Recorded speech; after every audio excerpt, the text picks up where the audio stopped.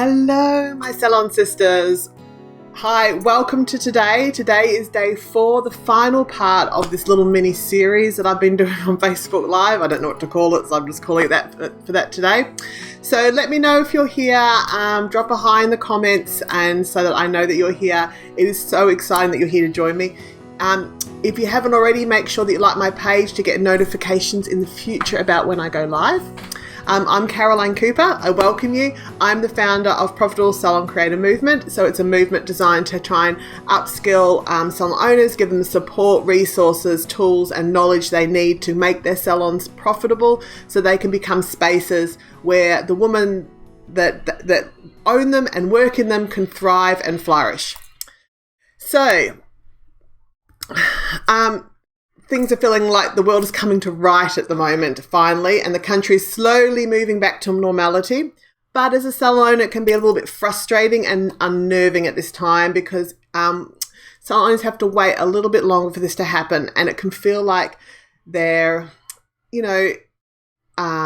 not in the race to recovery like everyone else. So if you're feeling a bit anxious at the moment and chomping at the bit to start working again, you're not alone, and it will happen. So be thankful for this time to get yourself organised and do what you need to do so that when you hit the ground running. So salon owners have been reaching out to me on an almost daily basis over the last sort of 5-6 weeks, wanting to find answers to questions. So this is why I'm doing this series. But I have some exciting news for you guys, 2 bits actually. The first bit is that you can now download the summary of these 4 videos. There's a link in the description, and there is a specific post floating around on my page if you want to see if you can find it. So please try and share this with other salon owners who you think might find some of this information useful. We're all in this together at the moment, so it would be really nice if you could help them out too. It would be, a real cool thing to do. The other bit of news is that I have been overrun with, well, not overrun. I've had a number of salon owners contact me, recognizing the importance of embracing the seriousness of COVID-19 and the precautions that have been put in place by government and what people are expecting in terms of management of it in the salon. And so they've been contacted. They want to really start to implement some structure around that from an ethical perspective, from a social perspective, from a health perspective, and let's face it, an optics perspective. It doesn't look good if you're not doing anything. So they wanted to know how to create a new COVID-19 response in their salon and how to develop those procedures around it. And really importantly, they really want some support on how to implement it into the salon and getting their staff along on that journey with them. So to help you out, I will be back on Monday and Tuesday with a little mini boot camp that will cover just that. So on Monday, we're going to look at how to develop your new health and safety processes and procedures. And then on Tuesday, we're going to look at how to make it happen with your staff. And so that they will be on board even if you're not in the salon with them. So I'll be dropping some cheat sheets and some done-for-you resources into my Facebook group. So if you want to pick those up, they'll be there on Monday and Tuesday after I do these videos. So they'll just really help get you in that process. So there'll be a combination of Word documents that you can edit and adjust yourself, and some done-for-you posters. So back to today's topic. So what have we covered? So over the last week, we've covered the post-COVID economy and healing the anxiety around the economic uncertainty. That was all on Monday. On Tuesday, we looked at creating a new kind of dialogue with your clients, how authentic communication between salons and client is going to be the new love language for clients, and how everything's changing to really promote that as the number one way to engage with clients moving forward.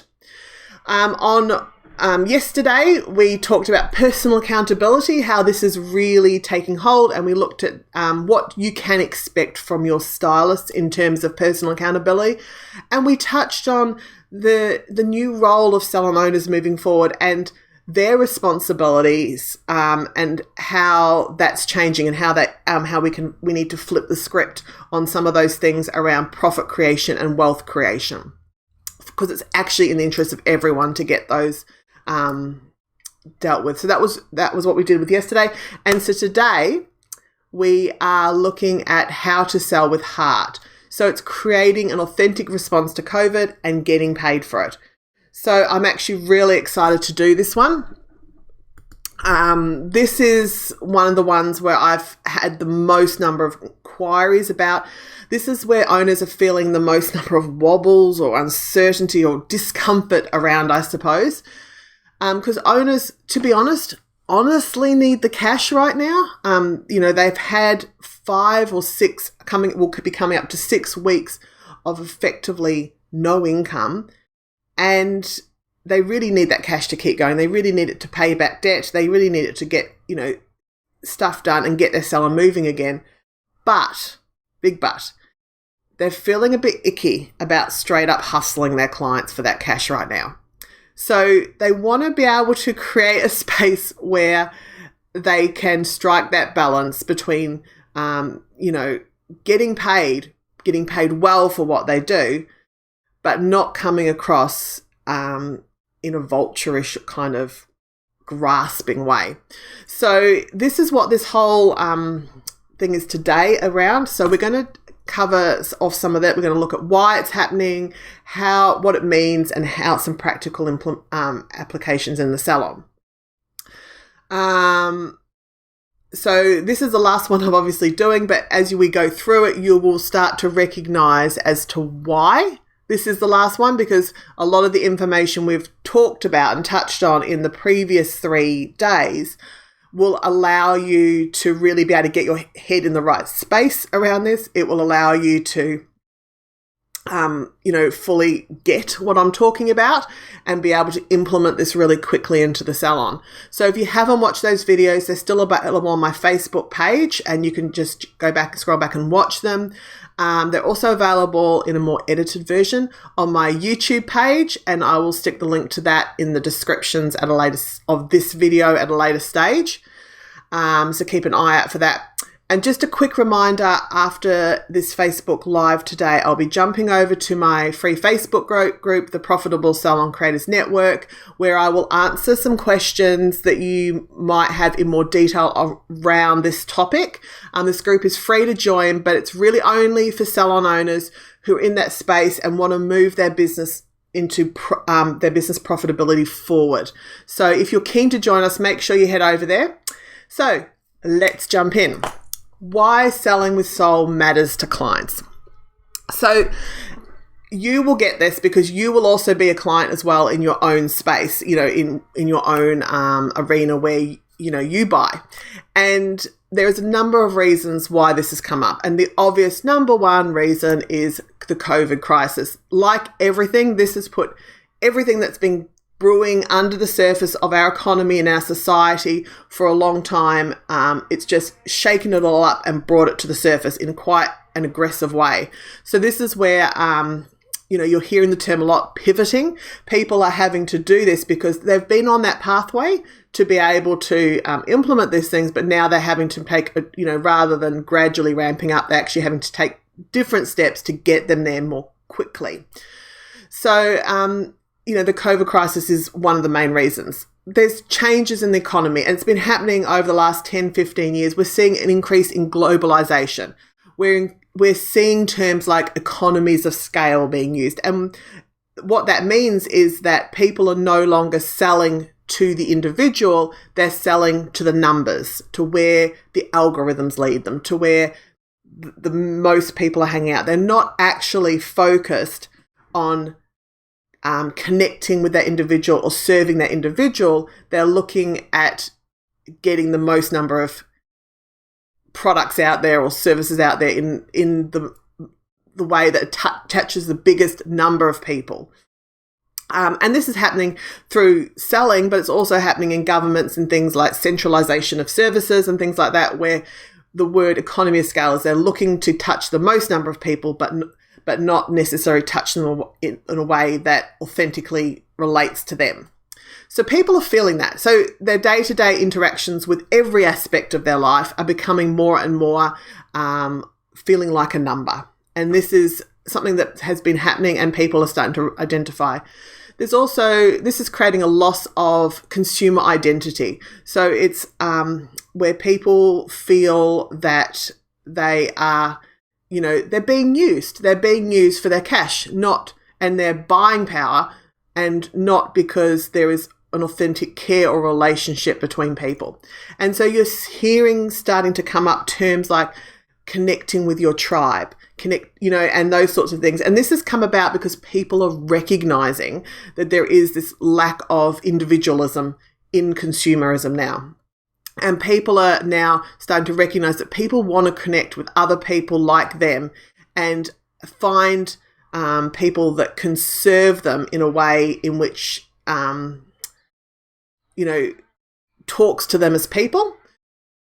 So the other thing is, other things that have been affecting this is on that same topic, social media and online lives. We have moved dramatically. Think about how much you're on your phone in 2005 versus 2020. 15 years later, it has gone from basically literally a mobile phone to a mobile life.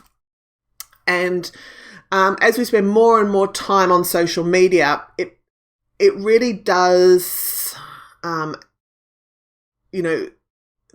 lack of authenticity really becomes obvious. You see people online, they create this online avatar, there's such a disconnect from that and who they are as people.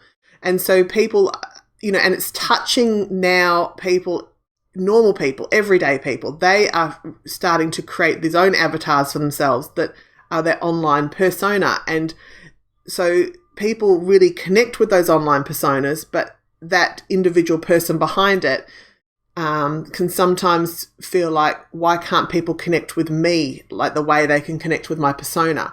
So although they might not articulate it like that, that's the basis for these feelings of disconnect, of isolation, of lack of confidence around what they actually contribute to existence from their own sake. So it really does, it affects the way all their needs, it affects everything. It affects how they connect with the world physically, emotionally, and spiritually. It really can challenge their personal value sets. So basically, in summary, what's been happening, this change that's been happening over the last 10, 15 years and has really been brought to the forefront by the COVID crisis, is that people are craving to feel valued at a human level. And they want the chance to value others in that way. So that is the really key take-home point I want you to get from this today. I'll repeat it again. People want the chance to feel valued at a human level, and they want the chance to value others in that way. So you may have experienced this already, and I want to give you an example that you personally may have experienced in the last few weeks that will highlight exactly what I'm talking about there and show you that this is already happening in your salon. So you just need to develop this and grow it and really make it central to your service delivery. It's not about making wholesale changes here. So when the COVID crisis hit, if you had clients reaching out to you, offering sympathy, wanting to know how they could help, trying to be supportive, even paying for services in advance, which I know has happened, they've been buying from your online shop, if they have, been connecting with you on social media. These are all examples of where clients feel valued by you at a human level and now want the chance to value you in that way. So I really want you to take heart that hairdressers are in a really good space to be able to capitalize on this new consumer trend of selling with soul, because it is how we naturally do things. But it does take some commitment from the owner to embed it into the policies and the way, the practices and the training that happens in the salon to make sure this happens consistently and with intention. So this moves us on to the next slide. So this is what you want to create space for more of. So what does it actually involve? It actually involves having more give before the get. So what does this mean? So this means people want to buy how you make them feel more than they want to buy a product. It means to share something first and then offer them more later. So I feel like I'm probably jumping through these things quickly and not really explain myself. So people are what I mean by people are buying how they make you feel. I'll give you an example of that in a minute. Because I probably best to explain that in example. But what I mean by and sharing something before you offer them more. What I mean by that is it's about giving something and then saying, this is what I want to give you. If you want more of it, I can sell you this. That's in a nutshell how that process works. It also means that you have to respect their ability to choose for themselves. Now, this is a big sticking point for hairdressers and specifically stylists who are not given clear instructions around this. We as an industry tend to make a number of assumptions about what our clients should or want to be offered and whether they can afford it and whether they want to buy it. And so we may have had a client in the past has perhaps not purchased from us before or has turned down offers to purchase things in before. So the next time they come in, we make the assumption they don't want. And so we don't offer. Now that is unfair. And this goes exactly against selling with heart because you're not respecting their ability to choose for themselves. All you can do is authentically offer them something first. And then if they want to buy it, then you can give it to them to purchase and take home. So as a hairdressing industry, this is one real space that we need to work on. And we need to develop and we need to really recognize that this is going to really hold us back from our true potential. And we need to know when we're talking to our clients, we really need to know where the real choices are. And for the client, I mean, where we can really offer real choices. And what I mean by that is, for example, one of the things we do is we decide whether we're going to recommend the product or not. And that's usually based on our value judgments about our interactions with this client in the past or our assumptions based on what they wear or what they've purchased in the past. So that's usually the choice that we offer. But that's not really a choice to the client. That's a choice that you're making. Whereas if you wanted to really give the client a choice and you genuinely felt they couldn't afford it, then what you could do is give them a choice between product A and product B. Now, they both solve the client's problems, but one of them is a higher price point and one of them's a lower price point. And therefore, that's a genuine choice you're giving the client because they can choose whether they can afford the high price point or whether they need to take the cheaper version. But that is a real choice. The choice to offer it or not offer it is not really a choice for the client. So, for example, I promised you I'd give you a little example. So I'm going to give you a little example here.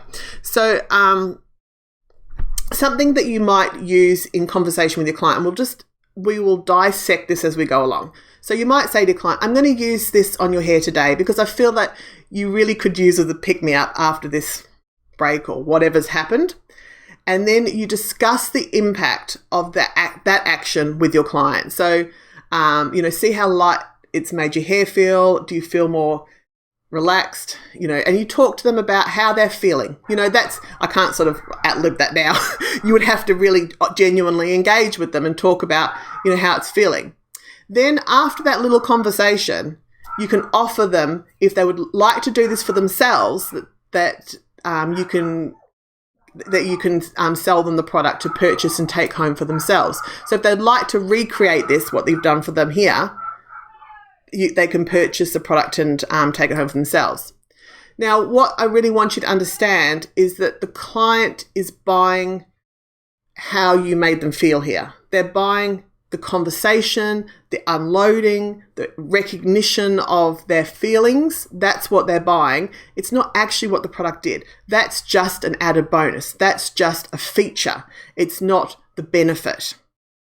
And being able to create that experience at home is worth something to them. So it's really important here as a stylist that that you respect your client enough to honour them, that respect them enough to allow them to honour you by paying for those goods or services that you've recommended, and respect them enough to let them relive that moment at home, because clients will actually feel that when they use your product at home. They will remember that conversation. They'll remember that engagement, and that actually really, really means something to them. So, that's where the real value in what you're offering lies, and that's what you can really be paid for. So, I've put up a number of tips here on the screen for you. So they are give advice freely. It does mean that, and it's genuinely listen to their concerns and offer advice to support those, to offer them solutions. Allow clients to make their own choices, and we've talked about that already.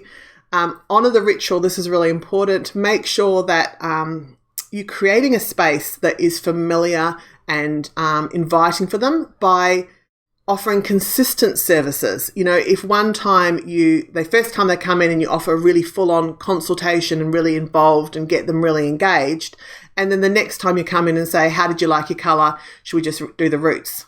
That is an inconsistent ritual, and that will really make the client feel that suddenly, they've done something wrong. Why am I not feeling as special as I did last time? So be really clear about what your ritual is and make sure you deliver it consistently. So keep the choices real. We talked about that before. Make sure it's you, make sure it's them making the choice and not you. And the final thing is consult with intention. So that means intention to solve their problems that they've come in to see you today. So as we discussed earlier in the week, your consultation is your point in your service that is going to make or break your profitability. Creating a consultation process that reflects your brand, meets your client's needs, and that's not just the hairdressing needs, that's those emotional touch points that we're talking about today, and that your stylist can replicate. And that's really important as well, that they know what the process is for doing this, will be critical in amping up your sales for your salon at this time. So I hope that it's been of some benefit for you today. Thank you so much for joining me today and this week. I've really absolutely thoroughly enjoyed it. And I've loved the opportunity to talk with you guys, give you some advice, and give you some tips and ideas that I hope will really make a difference in your salon, and certainly, if nothing else, help give you some clarity in your headspace around dealing with this COVID situation. I will be back on Monday and Tuesday now with a focus on the process to get your salon COVID compliant and your team on board. So I'm just going to jump over to my Facebook group now and to answer some specific questions about selling, how to increase those prices, to adjust for extra product, etc. that you may need to be required but not look like a cow doing it, and a few other things. So feel free to join me there. I'd love to see you. It was great talking to you again. Leave a comment if you've got any thing you want to give me some feedback on. Write a question, and if you've got a personal question you want answered personally, direct message me. I would love to hear from you. Thank you so much. I will see you again soon. Okay, bye.